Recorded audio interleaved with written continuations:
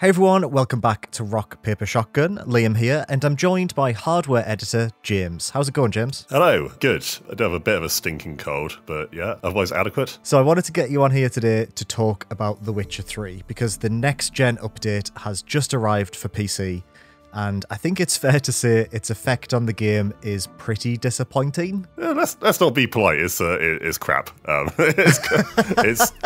It's pretty dire. It's pretty dire. Not just in the sense that turning the ray tracing on, balks performance, because you kind of expect that to a degree. It's still much worse than the degree, at least I think you or I would expect. Not just that, but also just how it seems to run like slightly worse after the patch, even if you don't use ray tracing, which is probably the more egregious misstep. Basically, that's going to be the main focal point of this video is, yeah, ray tracing doesn't really work as well as we're expecting, but if you want to just play through this game again, you're probably going to get worse performance than you would have done before this patch. So just a very quick bit of info at the top. All footage in this video was captured on my PC at 1080p. I have an RTX 3080, an i9 processor, and 32 gig of RAM. I captured all the footage of the game running with various settings applied, but unless stated otherwise, most of this footage was running on RT Ultra mode, which sets everything to its upper limit, with DLSS on quality mode, and the frame rate capped at 60 frames per second. So James, general thoughts on this update? I do like the... It's kind of one of those A for effort, D- for execution type things, because, it's a pretty comprehensive set of ray tracing options they've added. Global illumination, reflections, shadows, and ambient occlusion, all separate settings. And it's got FSR and DLSS now, including DLSS 3 if you've got an RTX 40 series card. It's a good, meaty graphical update, even if you don't, not even counting all the little quality of life changes they made. But God, it just runs awfully. I mainly tested it on an RTX 3070 with a Core i5 and 16 gigs of RAM, for anyone who cares about that sort of thing. I've also tried it on the Radeon RX 7900 XTX, which is AMD's brand new, literally brand new. It's been out for a day, £1,000/dollar, top tier GPU. I was getting about 60 FPS with that on RT Ultra at 1440p. Keep in mind this is a card built for 4K with FSR 2 set to quality mode. So, Wow.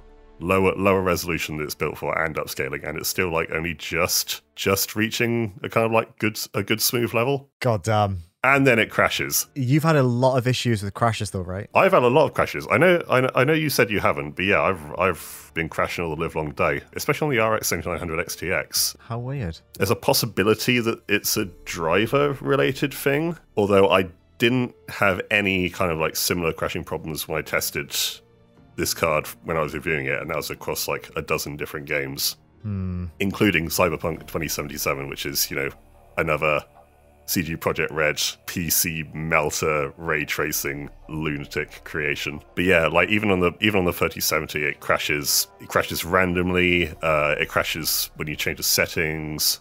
It crashed once when I tried to interact with a cat in a tavern. That was particularly disappointing. Yeah, anecdotally, I've seen a lot of people on Steam forums and Reddit say that the game is crashing way more for them. Thankfully, I've been spared that, and I have been fiddling with the settings constantly for the best part of a day at this point, and it's only crashed on me once when I turned ray tracing on at one point. So let's talk a little bit about ray tracing. So personally, I think with all of the bells and whistles turned on, as expected, this does make this 7-year-old game look very, very tasty. Like you said, they've added a meaty amount of RT additions to the game, and I think it does look really nice. It did feel like playing a brand spanking new version of the game. But obviously, like with most ray tracing, it does come with a performance cost. But you said before that it was maybe a little bit ropier than even you'd expect from ray tracing. Yeah, so I might just reel off some performance figures. Why not? I have yet to complete a proper run of my benchmarking run. That's going around a garrison you can visit early in the game, which has got a nice mix of kind of big, easygoing open areas and the Hell Forest, which just tanks the FPS like nobody's business. I haven't been able to do a run of that on the RX 7900 XTX because it always crashes, but I have managed it on the RTX 3070. So ray tracing ultra, 1440p, no upscaling, 27 frames per second average. If you add balanced DLSS to that, that goes all the way up to 34 FPS. Oh. While still getting the kind of like the horrible drops in the Hell Forest. So yeah, that's not great. Even if you drop to 1080p, again, just RT Ultra, no upscaling, is 38 FPS, which is like, I guess, playable, but really not what you'd want from a 2-year-old like pretty high-end graphics card at 1080p. If you whack on DLSS balance as well, that goes up to 54 FPS, which does look a lot better. But again, like that's way less than you should really be like fairly expecting from that caliber of card, and upscaling just doesn't look as good at 1080p in the first place. Like the rendering resolution is just too low. Yeah, especially on balanced. Yeah. Well, balanced on 1440p looks, I think, like almost like so close to quality mode that it's kind of like much of a muchness. But yeah, on 1080p, upscaling in general is not great, and you probably shouldn't have to call upon it in the first place on an RTX 3070. So yeah, all in all, pretty impossible to get 60 FPS on any of these settings with the 3070 unless you cut other aspects of the graphical settings, or you cut some of the ray tracing stuff. You can just use the RT preset rather than RT Ultra, which is uses all the same kind of like general settings, except it turns off ray traced reflections, shadows, and ambient occlusion. So it's only ray traced global illumination. That's actually quite a lot better. On 1080p, just using RT mode with DLSS balanced was 51 FPS, so that's up from 34 FPS. Quite a big jump, but then you are at the same time you're losing like the meatiest options. You go back to having the kind of like slightly ropey screen space reflections on lakes, for instance. The ambient occlusion is a bit worse. It all looks a lot flatter. So yeah, difficult to find a good balance on this. Yeah, the problem with those RT features is the second you turn them off, it does look better than The Witcher 3 did back in 2015. But it doesn't look hugely different to how it's always looked on PC, which brings us to our next talking point, which is performance in general. So if you don't take into account all of this ray tracing stuff, which a lot of people might not care about anyway, I know that some people just don't turn it on because you do take a performance dive. So let's say you just play on the standard ultra setting, which gets you some of the additional bits and pieces, such as the ability to render more people in cities, more blades of grass, and things like that, just make the world a bit more richer and denser. We both found that the game ran, well, I found it ran at a consistent 60 on standard ultra, with DLSS still on quality, I should say. But even running around forests and stuff, I found that I was hitting a consistent 60. But I think the issue that I wanted to address here is that when you were comparing your experience to Catherine's benchmarks from when she benchmarked the game a few years ago, is that this update seems to run a little bit worse. Yeah, so these are Catherine's RTX 3070 results. So she got 94 FPS minimum at 1440p on Ultra with a 115 FPS maximum. So about, say, like, I think it was a 102 FPS average. After this update, I got 90 FPS, and it's kind of a similar thing on 1080p as well. Catherine got 101 to 145 FPS. I got 115 FPS on average, so like not even meeting the minimum of what Catherine got all those years ago.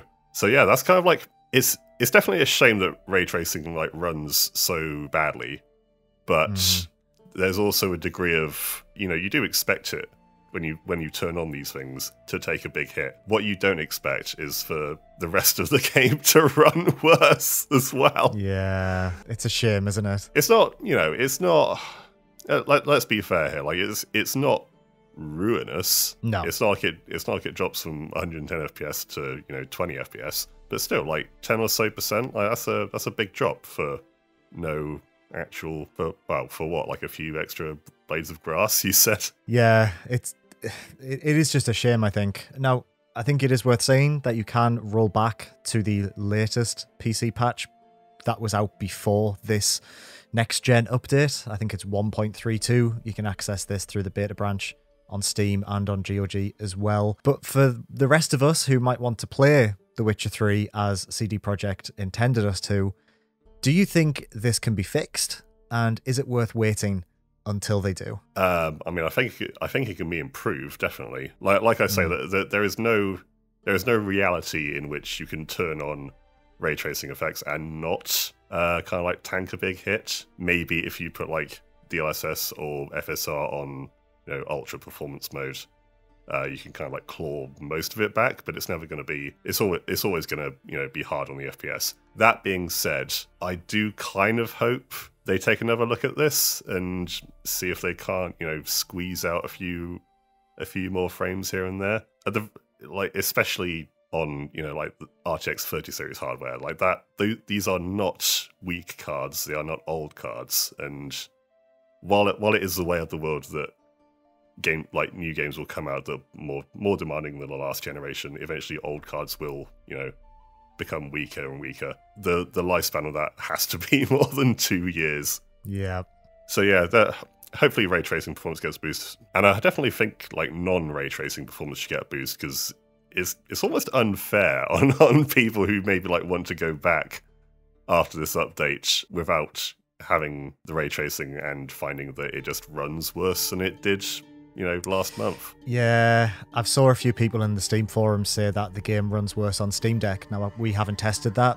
I've never even played The Witcher 3 on Steam Deck, but I can imagine that being the case. If generally the requirements for this game to run well have moved up a little bit, yeah, you can imagine the Steam Deck getting left behind. Yeah. What I will say before we wrap up is, you know, this update came to consoles as well, and a lot of people have been having a good time with the game on consoles. However, I think it is always worth bearing in mind that the ray tracing mode on the console version is capped to 30, and it's not that. It is consistent-ish. In some of the bigger towns, it does drop a little bit. Performance mode targets 4K 60, but falls into the 50s on a regular basis. And this PC version, when we're testing this with RT Ultra, these are PC exclusive modes. You know, there's a lot in there that consoles don't have. So the fact that you can run The Witcher 3 at capped 30, and you can run it at capped 30 with all these features on, is still pretty impressive, and I do think this game probably will serve as a benchmark for ray tracing bits and pieces, maybe, moving forward. I don't know whether you agree with that. Yeah, maybe in the sense that, I mean, Cyberpunk currently does. You know, it's the one that you use when you really want to toast your graphics card. You melt your £1,000 graphics card. So that is The Witcher 3's next-gen PC update. It has a lot of very nice quality of life features in there. Does look nice when you crank it up to full, but there are some performance woes that you definitely have to keep an eye on. Thank you so much for joining me, James. It's always a pleasure when I get you on here to talk about hardware. No, thanks, Liam. And I hope your cold gets better, and I hope you have a lovely Christmas. Well, thank you. And I hope all our readers and viewers have a lovely Christmas. Yeah, me too. Well, catch you all later for all your PC gaming needs. Make sure to check out rockpapershotgun.com. It's goodbye from me, and it's goodbye from James. Bye.